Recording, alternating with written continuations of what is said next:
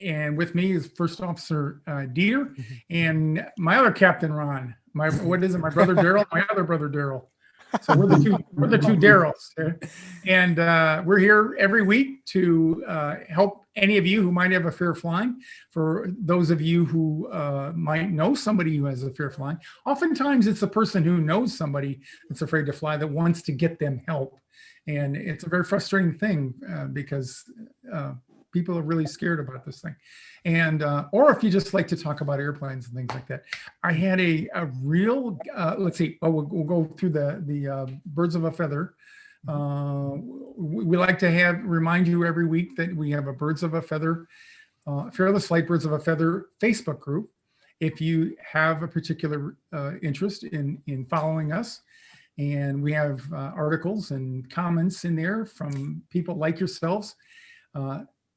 Send us, click on that link, and we'll get Actually, there's a couple cool posts in the last few days, so there's some really good back and forth. And also, Michelle Villa, thank you so much for posting that really cool video about the plane. So anyway, go over there, introduce yourself, and make yourself at home.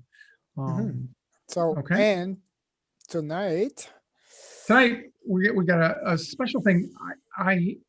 It's related to our Coaches Corner, and ties into last week very well.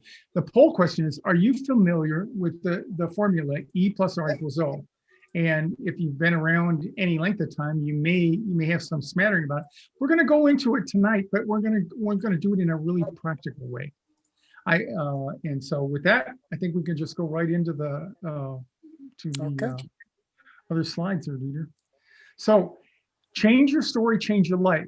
This is a real world example instead of the examples that we used when we were talking about the E+R=O. And when you think about it, life is not about what happens to you. It's about the story that you tell yourself about what happens to you. And that's what E+R equals in that. Where E represents the event, the situation, or the circumstance, which we refer to as the trigger in Fearless Flight. You can put the next slide up there. And R is our response, usually a short story that we make up. That is the way we're configured as human beings. We relate to each other by telling stories about our experiences, and from that we form beliefs and values and all kinds of good stuff. And O represents the outcome. So if you have a given event, like you're afraid of turbulence, you're afraid of bad weather, the only way that you can change your outcome and not be fearful about it is to tell yourself a different story about that. And that's why we are here every week, to try to help you do that. Okay. Moving on. This was a great week in that I've had a coaching student that I've given 2 sessions, and she was doing really great. She has the harmonizer, and as she's getting closer to her flight on Saturday, she has a real important need, which is the good thing driving her motivation, and that is her father is ill with cancer and is scheduled for surgery in Houston, and she lives in Puerto Rico, which is about 5.5, 6 hours away, I believe. And so as she gets closer to the flight, which typically happens, you know what, you've heard us say that having a fear of flying is more like having an allergy than it is like having the flu, because when you get closer to the airplane in the event, that's when your anxiety starts to come up, and as if it were an allergy. So the things that we want to talk about tonight are her 5 concerns that she shared with me, and we're gonna do it in a little bit of a unique way. We're gonna use the Fearless Flight framework and the Fearless Flight method to discuss these things, but we're also gonna talk about it from the perspective of Eric and I. We are not these what I like to say, the myth that we have any fears as pilots. We have fears, and planes are going to crash. There's no question about that, but not at the levels that you think they're going to crash. We famously guarantee you're not, if you're one of our students, you're not going to die in an airplane crash. Okay, so get over it. And the truth, and we have the odds in our favor, because not only has been the safest way to travel over the last 30 years, but the last 15, it's getting safer and safer and safer. So when we talk about the Fearless Flight framework, it has these 4 components in it. Education. When you know better, you do better. So you got to educate yourself to increase your knowledge. And meditation. When you generate confidence and calm, meditation allows you to generate confidence and calm when you need it. And we promote practicing mindfulness, which is nothing more than an increased awareness to raise your knowledge and your insights. And that's what we're going to attempt to do tonight with you. Collaboration. Success is best when you're daring, caring, and sharing. You go along to get along with people, and it's collaboration is the best thing that happens when we have our live classes, when people get to know and see other people and realize that they're not alone and they share similar stories. And the last thing is transformation. You are the captain of your own experience. But it comes only through changing your beliefs and your stories that you tell yourself when those stories are either not true or not effective. Okay, so when you change your story, you change your life. Okay, so these are the 6 things or the 5 things that my student brought up. And she's not that special. I don't mean to demean her, but she's not that special in terms of the thousands of flyers that I've treated over the past 32 years. What makes her unique is her courage to take action. And you may be able to identify, I know I can identify with all the people that I've worked with over the years on how literally frightening it is for some people to prepare, even though she's had, especially because she's not flown since she was about 7, and which is at least 20 some years ago. And so it's grown in proportion in her mind over the years, and it's got to be a big thing. So we're helping her carve that down. Like I said, I've had 2 60-minute sessions with her, and she was doing really well. But as she gets closer to the flight, now she's getting a little nervous. And Ron, she is almost the perfect middle of the standard deviation curve. The stuff she's about, the 20 years, all of it, that is so completely average with everybody that we've talked to. She doesn't have anything wild pulled out to the flight or middle at all. Yeah, not at all. And the process we're going to use is going to be the same one that I'll be using with her to help her through this. But it's also, we're going to show you in a unique way how Eric and I have to go through those same things, even in aviation. And we have some obvious advantages, which we'll talk about here. But one of the things that was hurtful for me was I had a fearful flyer once, and she said she went on to write a book about overcoming fear flying, and she said she labeled me as not understanding what it's like. Well, I can't know what it's like from her point of view, but I've had panic attacks and I've had my own issues with anxiety. So, come on, give me a break. So anyway, all right. So let's talk about these 5 issues here. All right. So when we talk about bad weather, I'm going to throw these things out to Eric, and we're just going to banter back and forth and talk about the experience. So bad weather, Eric, have you ever had, a thunderstorm off the end of the runway or something that you weren't all excited about jumping into the air? Well, sure. And we look at it and we see which way it's moving and how long it'll take to get there. And can we make a takeoff path to avoid it? And if we can't, we shut down one engine or shut down 2 engines and wait for it to move rather than take off and take a chance with it. And so we have options, right? Yes, we have all those. Yeah. And we get paid the same when we shut down the engines and wait for it as we do to go. We're actually economically encouraged not to do anything stupid. We're encouraged to do the right thing. Yeah. And we are the first ones to the scene of the crash. So it behooves us to not make a crash. you know, and whether it's bad weather in takeoff or flying along from, in her case, from Puerto Rico to Houston, it doesn't matter. The pilots are looking for options all the time when weather comes up. And one of them is doing a 180, which means, and I've done this once in my career, where we're headed for Orlando in Florida. And we got down there and it just went to hell in a handbasket. There were thunderstorms everywhere, as there or want to be in the panhandle of Florida there a lot. And so I told my first officer, I said, hey, ring up dispatch, which is our controlling agency, and ask them if we can take a spin back to Atlanta. We had just flown over Atlanta, not a cloud in the sky. And I said, that looks like a pretty good option. So I told the people, and it was the worst turbulence I've ever had. We turned around and we landed in Atlanta, calmly went down, fueled the airplane. Everybody was cool. Nobody complained about us turning around. I thought that was the funniest part of the whole thing.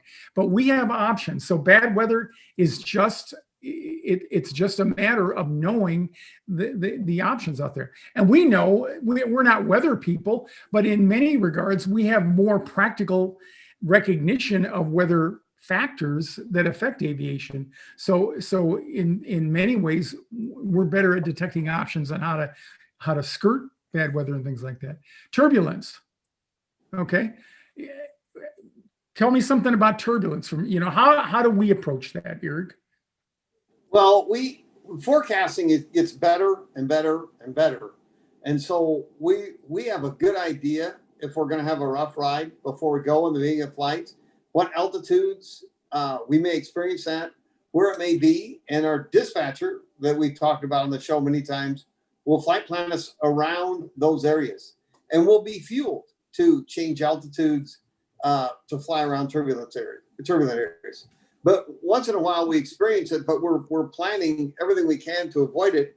And as we've explained before, also we're the world's greatest whiners. Well, I don't know if we're the greatest, but we have to be in the final heat for occupational whiners. And we can hear all of our other buddies that are out flying out in front of us or coming the other way, complaining about an altitude, asking for an altitude change. Oh, it's smooth here, it's not smooth there. So we get a lot of information that helps us avoid getting hit. And I think the key, again, going back to bad weather and including that with turbulence, is that it's the stories that we tell ourselves.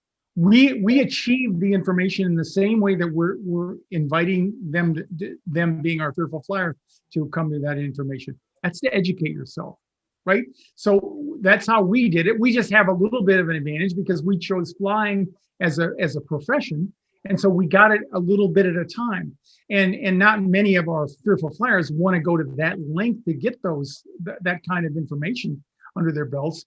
But that's okay because we acquired it over time. And that's what we're here for. We're here to help you to explain things like that. So it's not the bad weather, which now. Our thoughts are we're looking for options. Turbulence, we're looking for options. Okay, with you, it's a different solution. You're looking to get comfortable with being uncomfortable. That's the challenge for a fearful flyer. But it helps if you have a competing mindset. In other words, that even though you might be having some anxiety about that or be uneasy about that, that up front that we are not in that same place as you are. So we're not making decisions out of exasperation, which you might be if we allowed you in the cockpit there and told you that you could make all the decisions. Okay, wouldn't be practical, all that, but it's a difference in mindset. It's the stories that you tell yourself, and so the one thing you can get rid of is turbulence. Is not dangerous. It's annoying as hell. It is annoying to us sometimes, whether we're trying to eat or we're trying to do other duties up there. But it's not. We're not up there, like you might think either, where you look out the window and you see the whole world shaking. That's not it. We got a nice panoramic view up there, and it's quite a different picture outside than it is for you out there. Throw in to your person for 1 second because I thought that was a fascinating question. Your mystery person that wants to go from Puerto Rico to Houston said, gee, a 4-hour flight is a long one. Should I make a connection? Will that decrease my chances of turbulence? I would not. Well, to make a slight joke, let me just say this, that it's not the same as if you're hitting continuous holes in one playing around a golf. You definitely should quit and go to the bar. That's a bad idea. Eventually, you're not going to hit a hole in one. This is a different deal. And it totally depends on where the points are, what the weather patterns are between them. You can't arbitrarily say that. And I would generally never look to book in a stop, not because of the turbulence, but because of the possibility of a misconnect, a delay, a mechanical problem, getting my bags lost, something like that. Whereas you only board the plane once on the nonstop, you board it twice on the stop. And I would never book into a connection if I could go nonstop. Yeah, this isn't a great metaphor, but it's like a root canal. I don't want to half do my root canal and then have to do another one right after it, you know?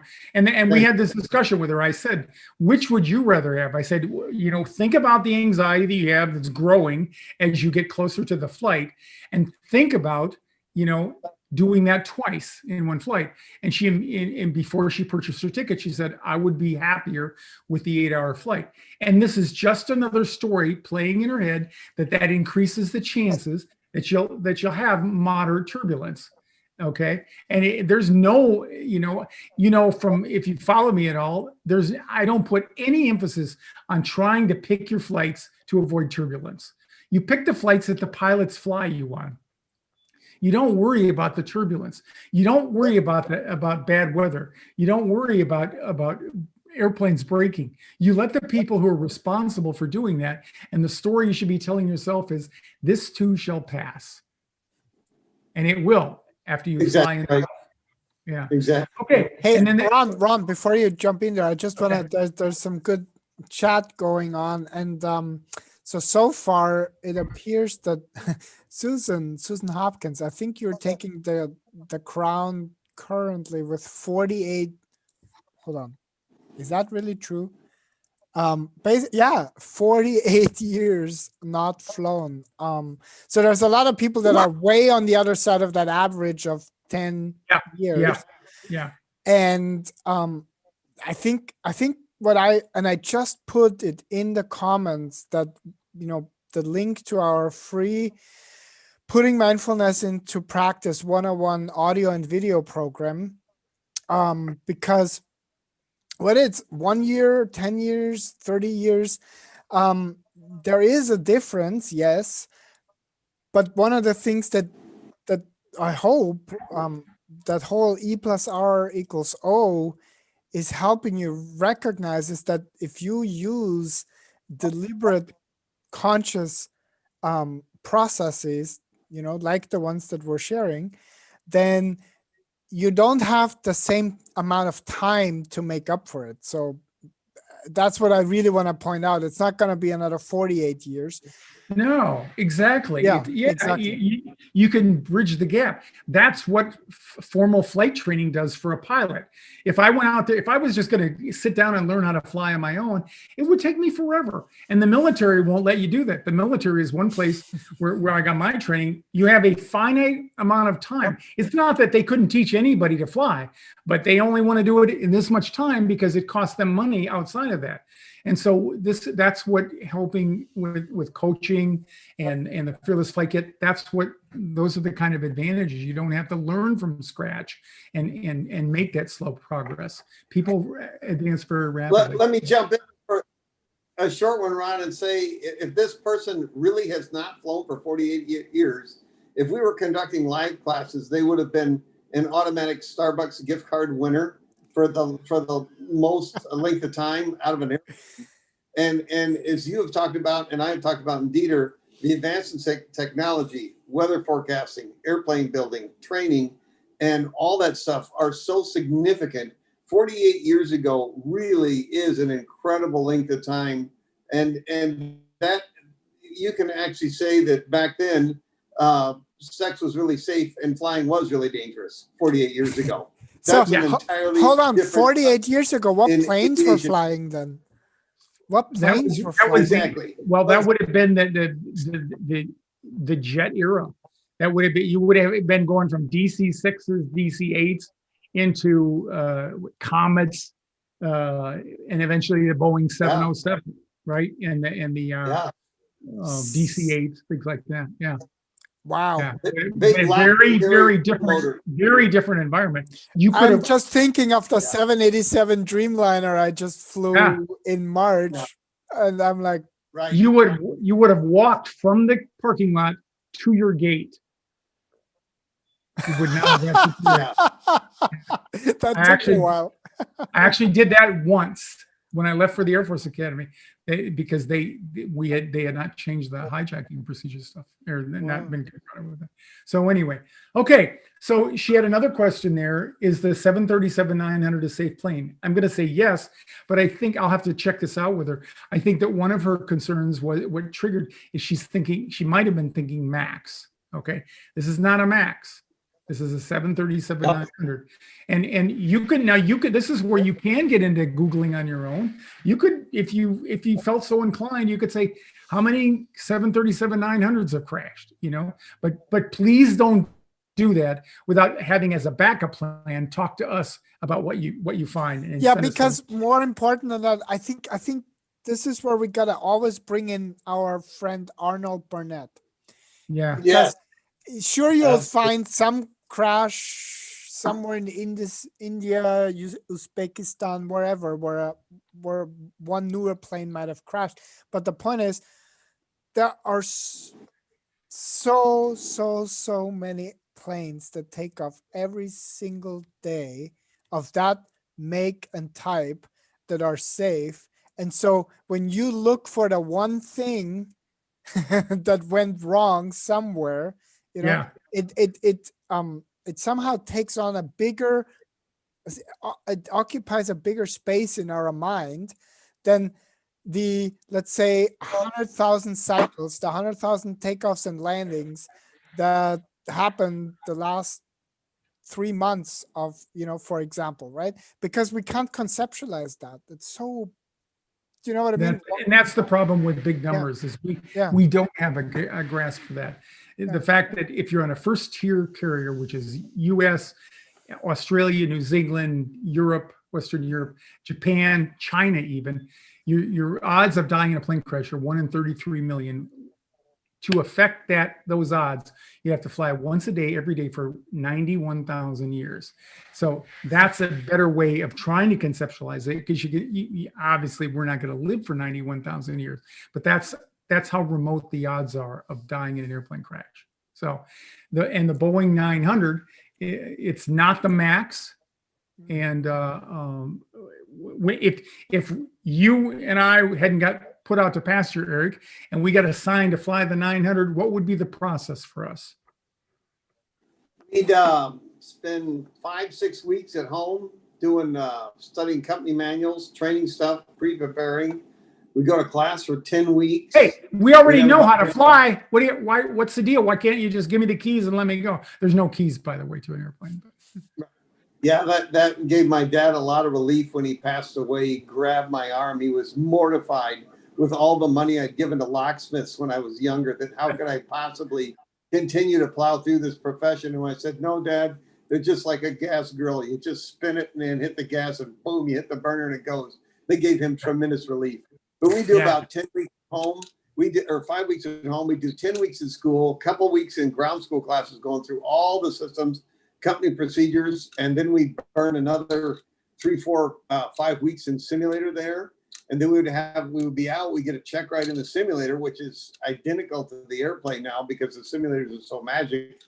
But then we would be out with a check airman watching us fly the actual airplane around company routes for several hours to see that we had put it all together. It'd be a 3-4 month process. Yeah. And using the Fearless Flight method, the equivalent would be education. The first thing we're going to do is educate ourselves, because there are nuances in flying a different type of airplane, the way it flies, the way it handles. There's different systems that you have to learn how to operate them, and the flight planning that goes along with that. So we would effectively take our own advice.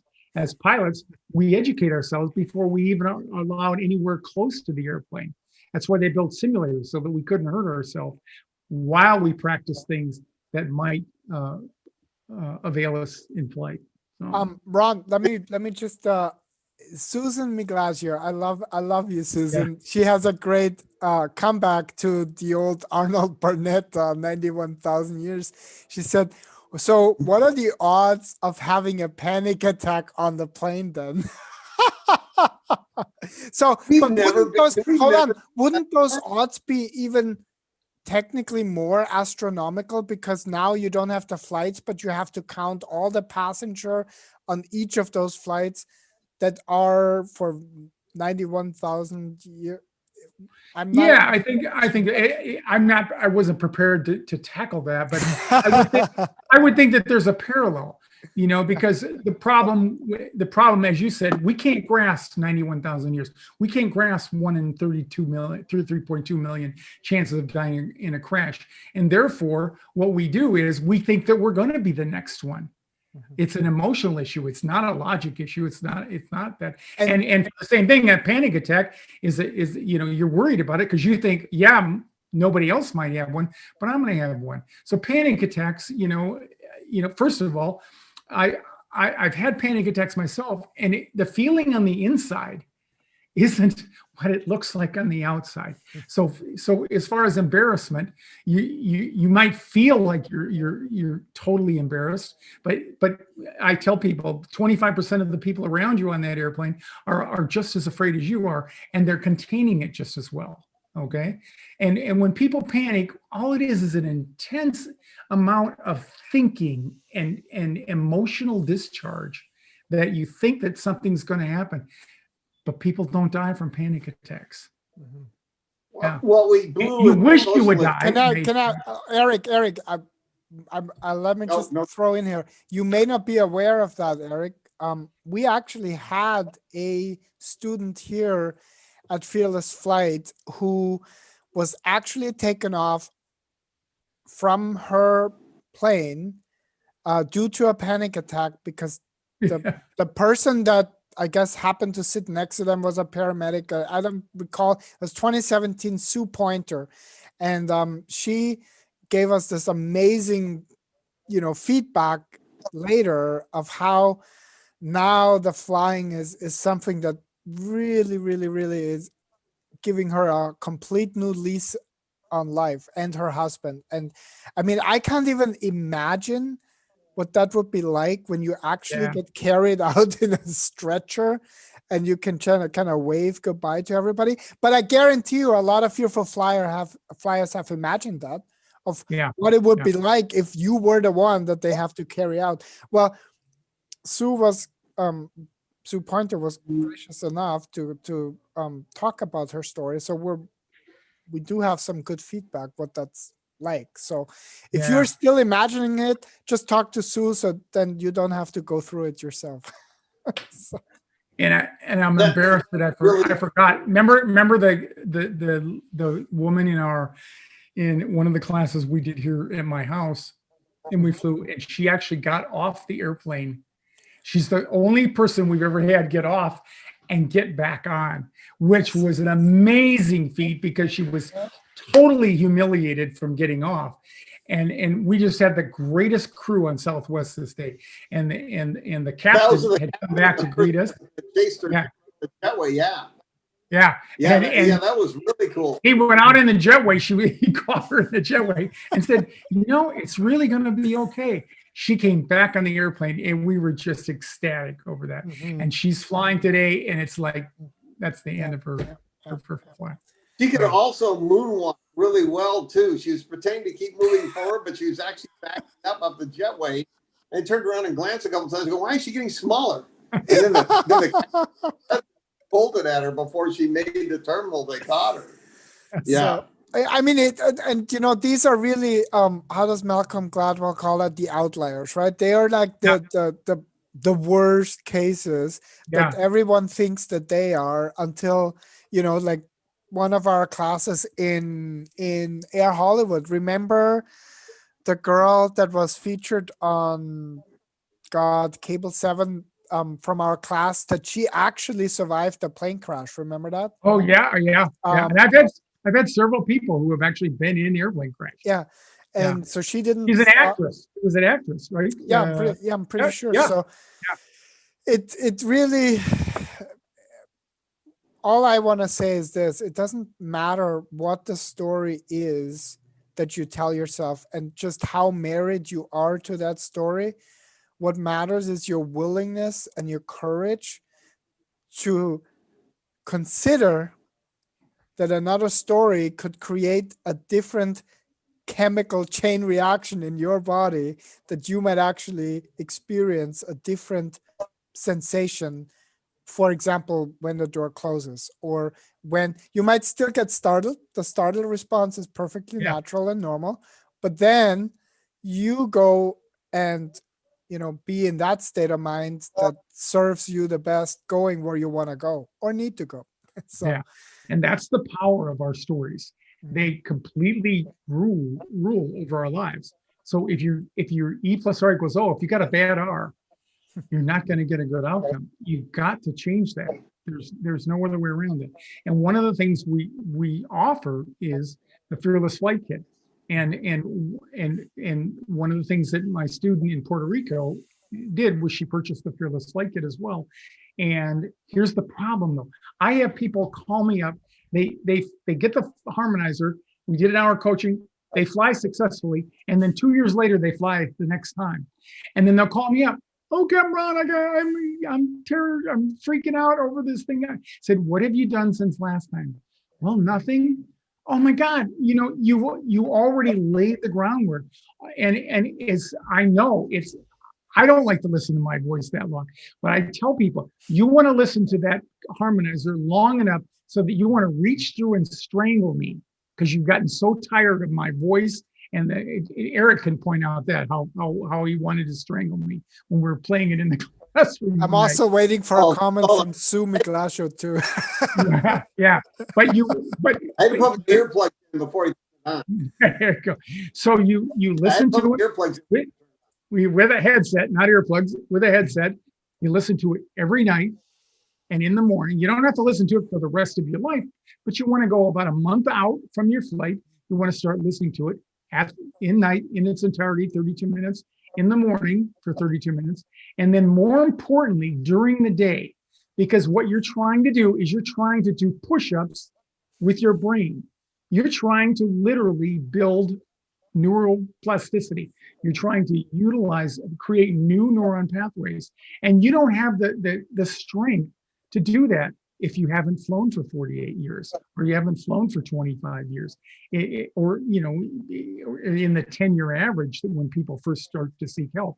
You need to have a better story up there. And sometimes, the harmonizer, the best part about the harmonizer, in addition to the other components, that is the harmonizer helps you. We provide the story for you. So you don't even have to, because the average person, they get, as soon as they take that turn in the road and go down there and start obsessing over bad weather, turbulence, the probability of that should have taken a 4-hour flight instead of a nonstop flight, is a 737, a safe airplane. As soon as you get tricked into going down that path, you've lost it. But doing something as mechanical as putting the harmonizer on, and during the day, you only have to listen to it as long or until you notice that your attention is coming back under your control. Isn't that the goal, right? The problem with fear of flying is you can't put your attention where you want to put it. Whereas the person next to me who's not afraid to fly, like me or Eric or Dieter, we can. We're not thinking about the things that you're thinking about. So what you have to do is you have to use that. When you get it, do not leave it idle. Ron, two quick things.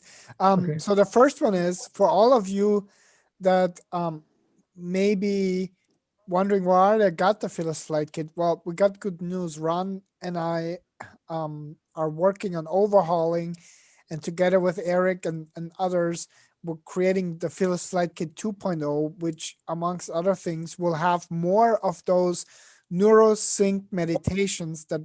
That's how we call the harmonizer, the technology and the processing that we do, so that you get the best meditation out of it. So even if you have the kit, in the next couple of weeks and months, we will start adding those into the 2.0 version. But one thing, because I just saw it pop up, Jeremy Francis. Hi, Jeremy. Hey, Jeremy. He had never flown on an airplane and had a coaching session with you, got the FearlessFlight kit, and listened to that thing every single night, falling asleep for, I believe, a month, 30 days. And one of the things that he reported, and that's so cool because he actually had nothing to compare it to, is Right. when he walked on that airplane for the first time, all the sights, the sounds, the sensations, even the felt, You've been programming your brain the felt experience. unknowingly. Yeah. And Jeremy's he's a great example. I can tell you unequivocally, the people who use the Fearless Flight Kit until they are convinced that they can't listen to it one more time, those are the people that have the best experiences.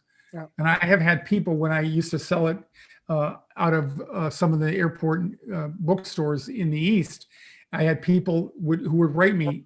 They had no contact with me other than that, and they listen to that. And I've had people that say, "Man, it made a difference in my flight."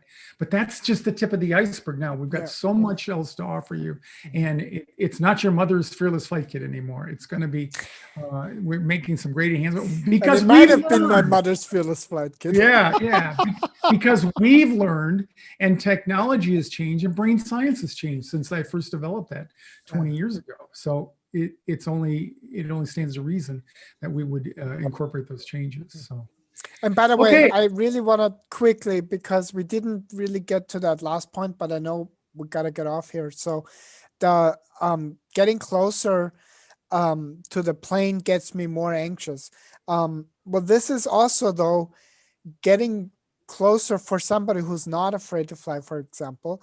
They get more excited. I get more excited the closer I get to my flight date. A fearful flyer gets more anxious. Our brains are using the exact same circuitry to create and facilitate that experience. Your fear of flying, my excitement about wherever I'm going. And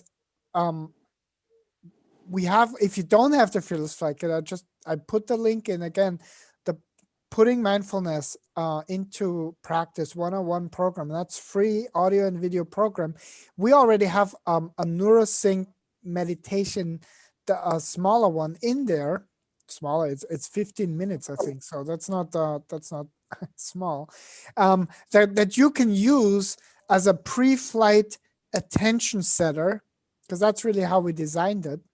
Exactly. And so maybe you're not flying yet, but you know what? The next time you access it, you imagine that you're about to fly. You listen to it in maybe the gate area already. So you're actually actively engaging in the meditation, and that will move the needle for you so much more. I mean, Headspace and all these other meditations are really, really good, but there's another layer of depth that we can get into, and that will facilitate the learning curve, so to speak. So excitement and anxiety are different sides of the same coin.